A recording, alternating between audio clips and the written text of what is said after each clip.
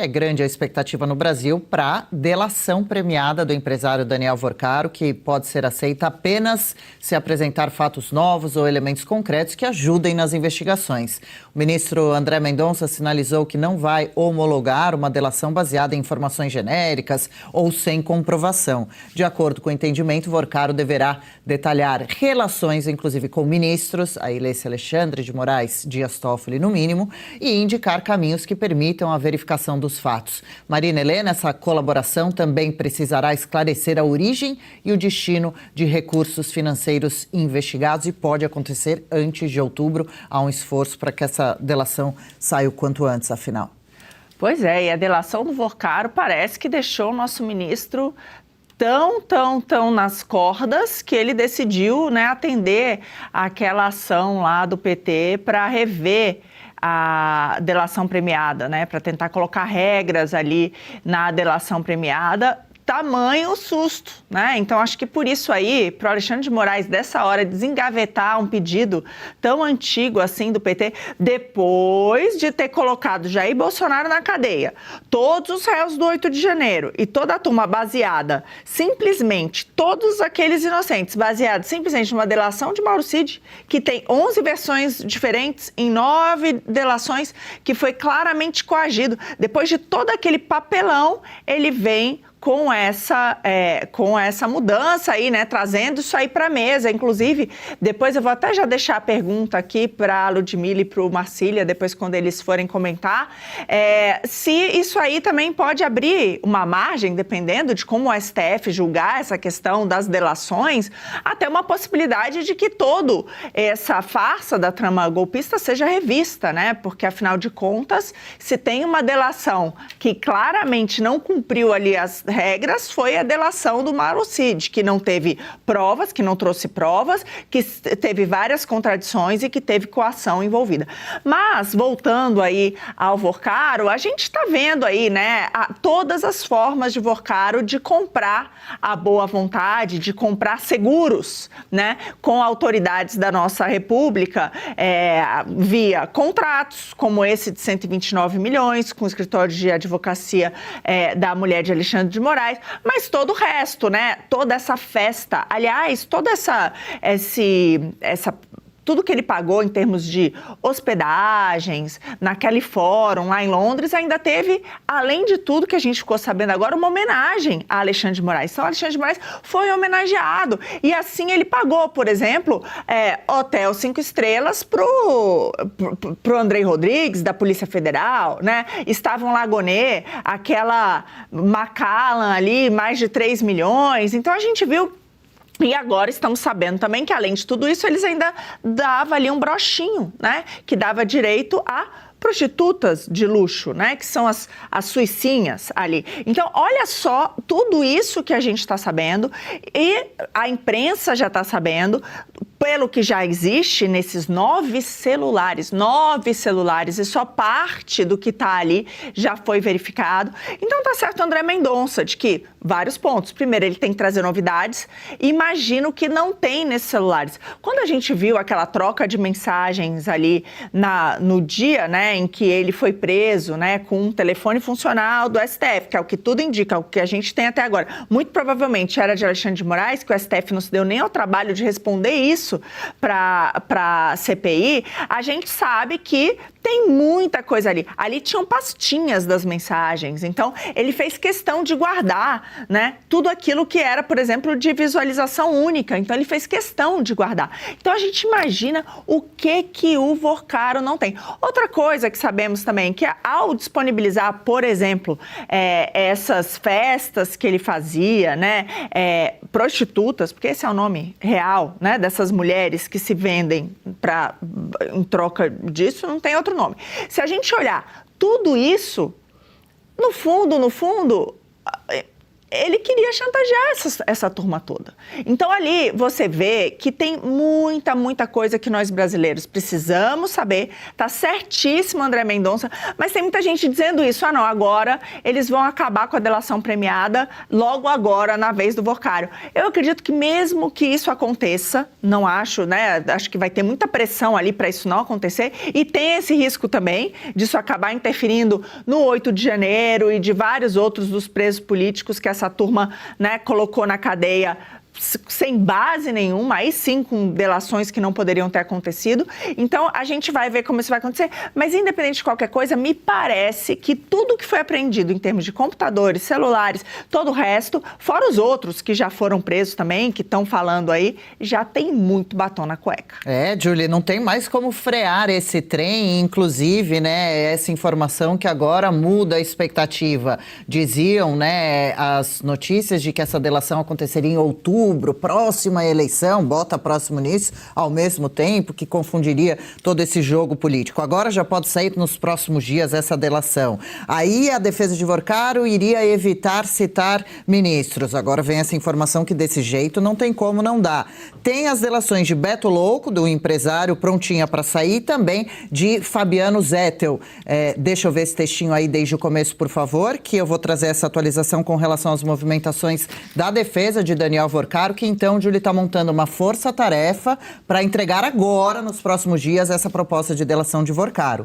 A pressa acontece em meio a uma ação do STF, a Marina citou, liberada por Alexandre de Moraes, que pode alterar regras agora sobre esse tipo de acordo. A defesa também demonstra preocupação com a validade de delações cruzadas, que poderiam perder força como prova. Vocário já está na segunda fase das negociações, já assinou um termo de confidencialidade com a Polícia Federal e também com o Ministério Público. O acordo deve ser analisado pelo Supremo e pode influenciar o andamento das investigações e eventuais benefícios aos investigados.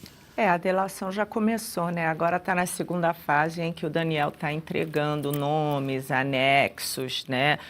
Provas, né? Isso que ele precisa para, enfim, entregar a delação que o Brasil quer. Agora a gente não sabe se é a delação que o STF quer, que os políticos querem, né? A gente tem esse problema do Alexandre de Moraes, o STF que está tentando mudar as regras da delação. Isso deveria ser proibido, barrado, porque está óbvio que é maracutaia, né? Ele quer literalmente, o Daniel quer delatar antes que isso aconteça. Os investigadores já falaram que ele terá que apresentar fatos novos, né? Não somente o que a PF já tem, indicar pessoas acima dele, mas como eu disse, a gente cada vez mais que a gente puxa o fio desse escândalo, vai chegando a muitas pessoas de todos os partidos. Se não fosse o trabalho do jornalismo, eles já teriam todos se dado a mão e botado o Daniel para debaixo do tapete, né? Porque os bastidores contam o impacto que essa delação pode ter em ministros e em figuras centrais do jogo político, inclusive figuras que estão concorrendo para cargos na próxima eleição.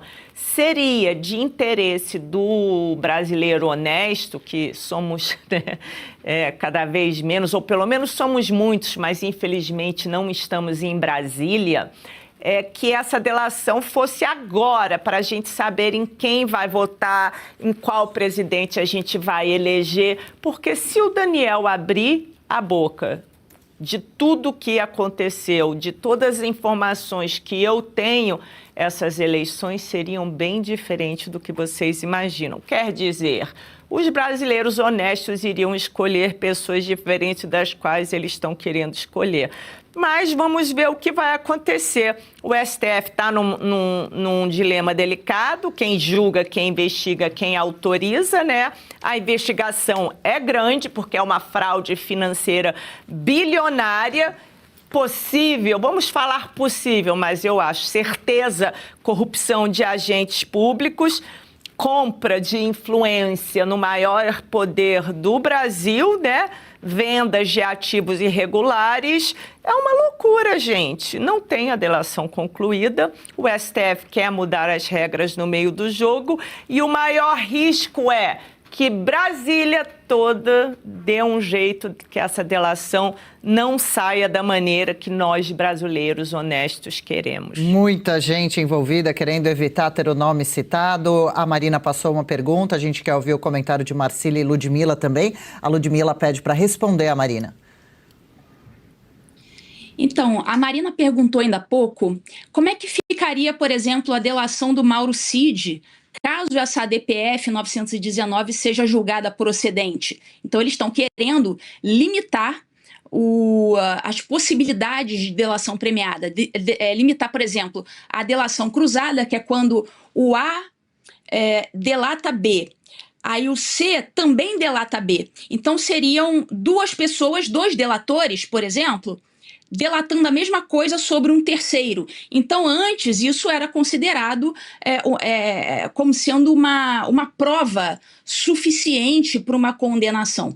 E eles estão dizendo agora, nessa ADPF, dizendo que não, que essas delações cruzadas, por si sós, elas não podem levar a uma condenação de uma pessoa. Só que isso não aconteceu, por exemplo, no caso da delação do Mauro Cid, em que tudo o que ele falou ali, ele não provou nada, ele só disse, mas isso foi considerado para condenar um monte de gente no tal do inquérito lá do golpe da Disney.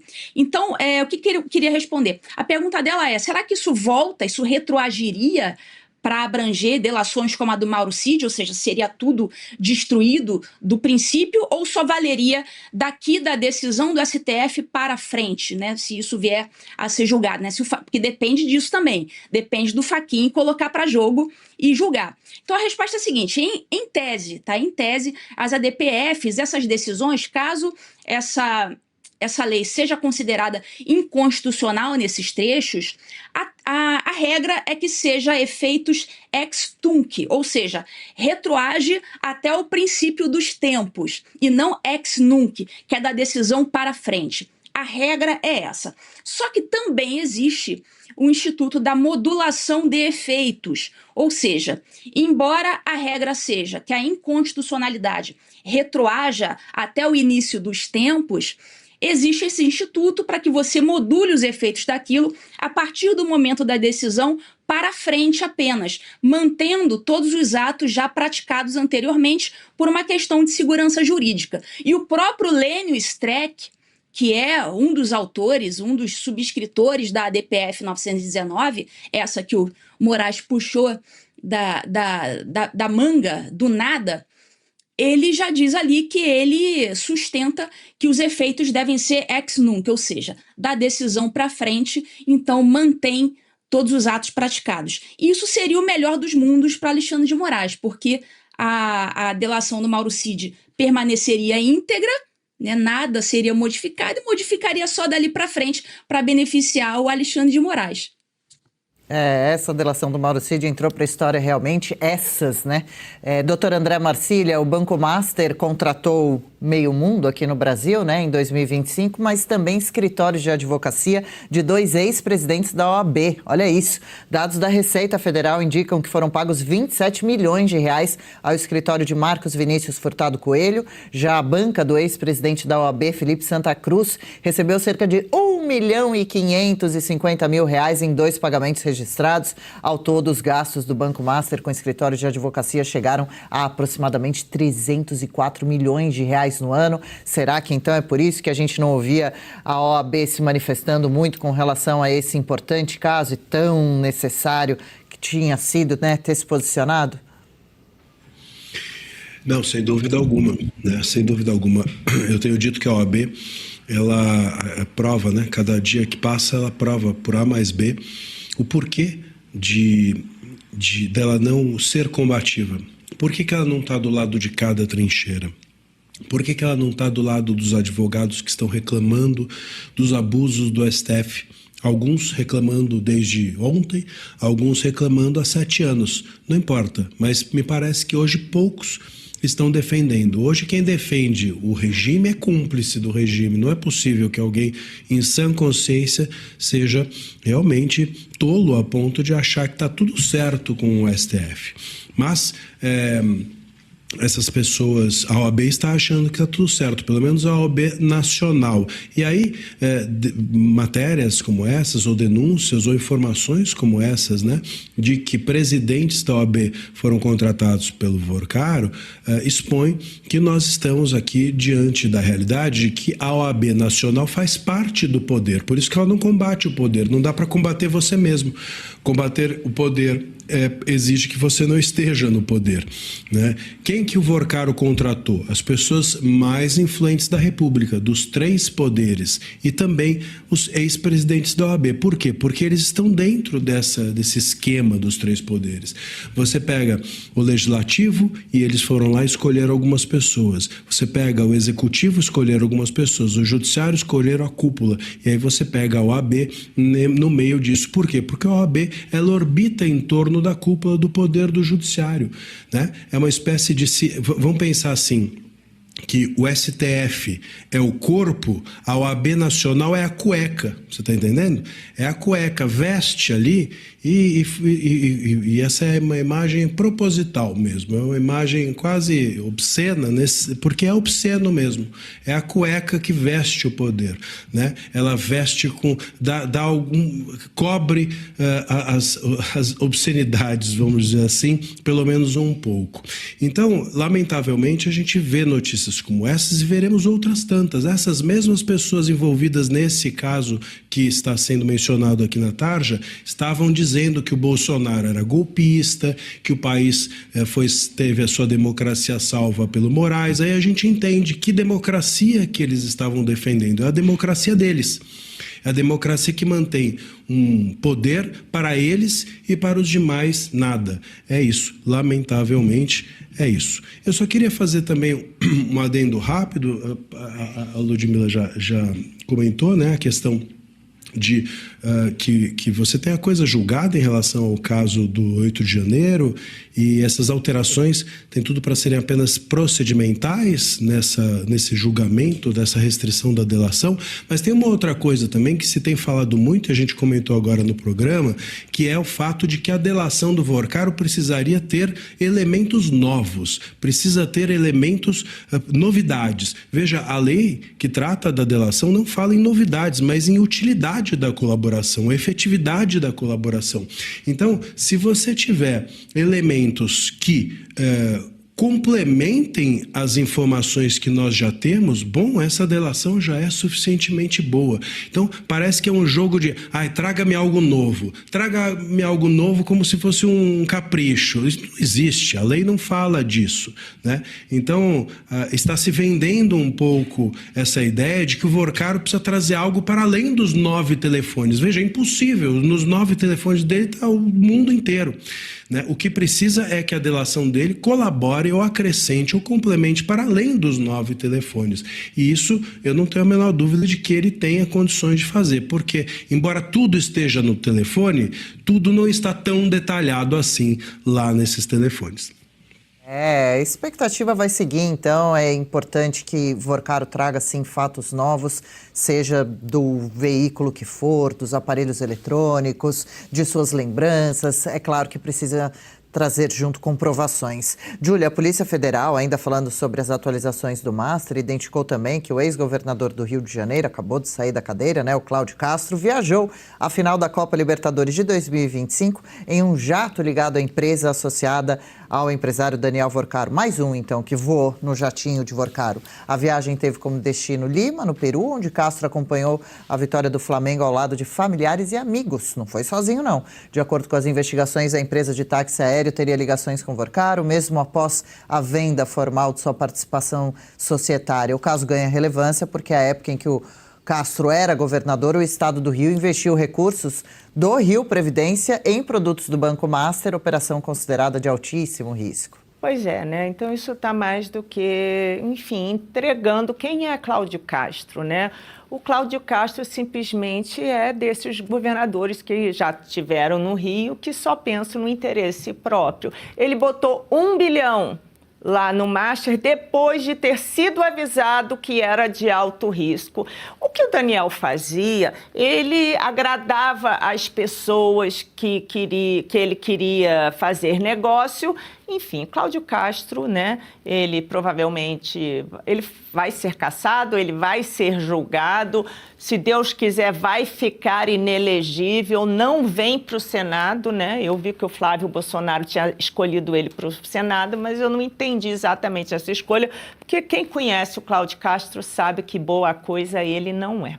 E está em todas as capas dos noticiários nessa manhã. O governador agora interino do Rio de Janeiro, desembargador Ricardo Couto de Castro, recebeu R$192 mil em diárias ao longo de 7 meses em 2025. Em alguns períodos, o montante das diárias chegou a ultrapassar o valor do salário mensal do desembargador, estimado em R$45 mil. Ele assumiu o governo fluminense agora após a renúncia do Cláudio Castro, né? E teria feito inúmeras viagens, inclusive pela Europa, para deslocamentos nacionais. A quantia chegou a mais de R$ 1.394. Já para viagens internacionais, o limite para desembargadores é de cerca de R$ 4.660. Fez diversas viagens, inclusive para Madrid, para Roma e também 8 dias em Portugal. Cláudio Castro. Gente, isso aí, vou te falar, Rio de Janeiro é um problema complicado, sério. Hein? Quando não está ruim, está o mal lavado. A gente tem geralmente governantes que são milicianos ou que fazem parte de alguma maneira do Comando Vermelho. A verdade é que o Rio de Janeiro vem sendo saqueado há anos por essa gentalha e é isso, o exemplo está aí. Legal, gostou desse corte? Estamos ao vivo de segunda a sexta-feira, das 10 ao meio-dia, no YouTube da Revista Oeste. Eu, Marina Helena, Adriana Reide e Paula Camacho analisamos as principais notícias do dia. E siga as nossas redes sociais, @oestcom.elas.